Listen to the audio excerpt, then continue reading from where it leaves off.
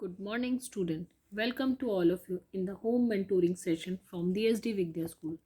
Myself, Ritu Mittal, mathematics teacher. As we are doing the chapter 14, that is statistics, today we will cover the topic mod. As I already told you, the formula of mod is L plus F1 minus F0 upon 2F1 minus F0 minus F2 into H. Now I will show you or I will explain you this formula. How can we use this formula in the question? So let me start with the question number 1 from the exercise 14.2. So let's first of all read the question number 1. The following table shows the age of patients admitted in a hospital during a year. That is the age that is given 5, 15, 15, 25, 25, 35. So you can see that there is an interval of 10. So in this way, and the number of patients are 6, 11, 21, 23, 14 and 5. Now we have to find out the mod and the mean of the data given below. Compare and interpret the two measures of central tendency. So in this question, what we have to do, we have to find out the two things. One is the mod and the second thing is the mean. And then we have to check that कि what is the difference between these two. इन दोनों में क्या change है, क्या difference है mean और mean and mode के अंदर जो हम निकालेंगे. So let me start with the question. तो हमें पहले क्या दिया हुआ था, ये डाटा दिया हुआ है. तो this is the group data and this is the continuous data also. So 5, 15 and this one. Frequency is this 6, 11, 21, 23, 14 and 5. तो सबसे पहले हम क्या करेंगे, फ्रीक्वेंसी का टोटल कर लेंगे, that is equal to 80. The first thing is that. Now the next is let we find out x i. X i क्या हो जाएगा हमारे पास 5 plus 15 that is divided by 2 30 sorry 20 20 divided by 2 10. So in this way we can find out this x i. So let we come on the mod formula. The mod formula is this: L plus F1 minus F0 2F1 minus F0 minus F2 into H. तो सबसे पहले हमें ये सब values निकालनी है कि ये क्या है और कैसे निकलेंगी. तो इन वैल्यूज़ को निकालने के लिए first of all we have to find out the model class. अब मॉडल क्लास हमें निकालनी है, तो how can we do that. तो हम यहाँ चेक करेंगे जो ये फ्रिक्वेंसी हमें गिवन है इसमें से हाईएस्ट फ्रिक्वेंसी कौन सी है. तो if you will see that 23 is the highest frequency. 23 सबसे ज़्यादा है, तो हम क्या करेंगे, इस पूरे को एक सर्कल कर लेंगे. So this is the model class. तो ये हमारी क्या हो जाएगी, मॉडल क्लास. अब हम आते हैं कि हमारे पास यहाँ पे जो चीज़ें हमें फाइंड आउट करनी थी L, F1, F0 and F2 into H. ये सारी वैल्यूज़ हम कैसे निकालेंगे. तो जो हमारे पास यहाँ हाईएस्ट फ्रिक्वेंसी आई है that is known as the F1. तो इसको हम क्या लिख लेंगे, F1. अब हमारे पास F0 और F2 चाहिए. तो इससे जो पहली वाली फ्रिक्वेंसी है दैट इज़ F0 और इसकी जो बाद वाली फ्रिक्वेंसी है दैट इज़ F2. सिंपल है. सबसे पहले the highest frequency that is F1, उससे जो छोटी फ्रिक्वेंसी है उससे पहले वाली तो उसको हम F0 लेंगे और उससे जो नेक्स्ट वाली फ्रिक्वेंसी है उसको हम F2 लेंगे. One thing is clear. तो हमारा F1, F0 एंड F2 की वैल्यूज़ आ गई. Next is L.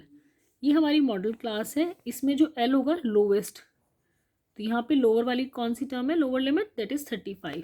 तो L की वैल्यू कितनी हो जाएगी, that will be 35. Next is we have to find out H. H की वैल्यू तो सबको पता है, the width of this that is 45 minus 35 that is equal to 10.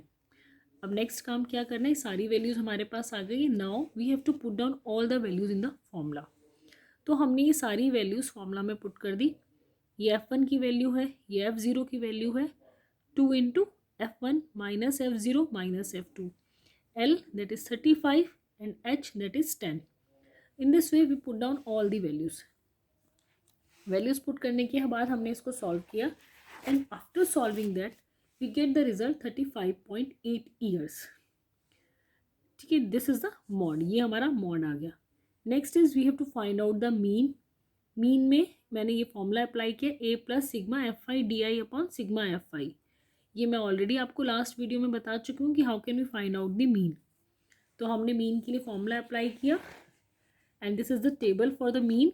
तो पहले हमने क्या किया, डी आई निकाला, एक्स आई माइनस ए हमने यहाँ 30 लिया है, and after solving that we get this D I and then we find out F I into D I, और उसका सम हमने निकाले, दैट इज़ 430। अब ये सारी वैल्यूज़ हमने फॉर्मूला में पुट कर दी। फॉर्मूला में पुट करने के बाद हमारे पास आंसर आ गया 35.37।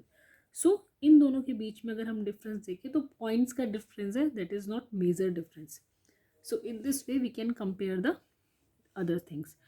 अगर हमारे पास कभी कभी क्वेश्चन में आ जाता है we can find out the median also, तो अगर आप मॉड और मीन निकाल चुके हैं तो इम्पेरियल फॉर्मूला से आप सीधे मीडियन निकालेंगे, उसके लिए आपको पूरी कैलकुलेशन करने की रिक्वायरमेंट नहीं है। Okay, let we come on the next question. ये एक एक्स्ट्रा क्वेश्चन मैं करा रही हूँ, ये एनसीईआरटी में नहीं है। The mod of the following series is 36। ये हमें एक सीरीज दी हुई है, उसका मॉड हमें दिया हुआ है, that is 36। Find the missing frequency F in it. हमारे पास ये फ्रिक्वेंसी गिवन है, इसमें एक frequency that is missing frequency, इसकी वैल्यू हमें निकालनी है। अब हमें मॉड दिया हुआ है 36, तो जो हमारी यहाँ पे मॉडल क्लास होगी वो कौन सी हो जाएगी, जहाँ पे ये 36 लाई करेगा हमारा। So 36 will lie between 30 and 40। So in this way we can find out our model class. Now अभी मैंने आपको पहले ही बताया था, तो ये फ्रीक्वेंसी क्या हो जाएगी, F1, इससे पहले वाली फ्रीक्वेंसी F0 और इसके बाद वाली फ्रीक्वेंसी F2। तो ये तीनों फ्रीक्वेंसी आ गई है।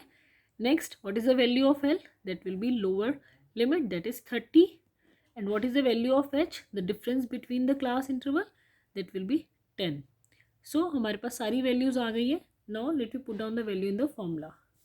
फॉर्मूला लिखना ज़रूरी है, कंपल्सरी है, इसके मार्क्स हमारे पास एडेड होते हैं question whenever we have to solve the question। तो हमने उसके बाद फॉर्मूला लिख दिया, and then next we have to put down the value in the formula। so after putting the value, this is the mod and this is the value of L and this is F0 and all। ये सारी values हमने put कर दी, F1 F0 सारी values put करने के बाद we get the value of F। after solving that you can see that 30 को हमने इस साइड ले लिया and that will become 6, और ये क्रॉस मल्टीप्लाई में इधर आ जाएगा 20 minus F, and after solving all this we get the value of F, that is equal to 10। so that is very easy। in this way we can find out the missing frequency। so this type of question sometimes comes in the exams, board exams, so due to that I have taken that question। I hope that all of you get clear the mod। in the next video I will explain you about the median। thank you students and have a nice day।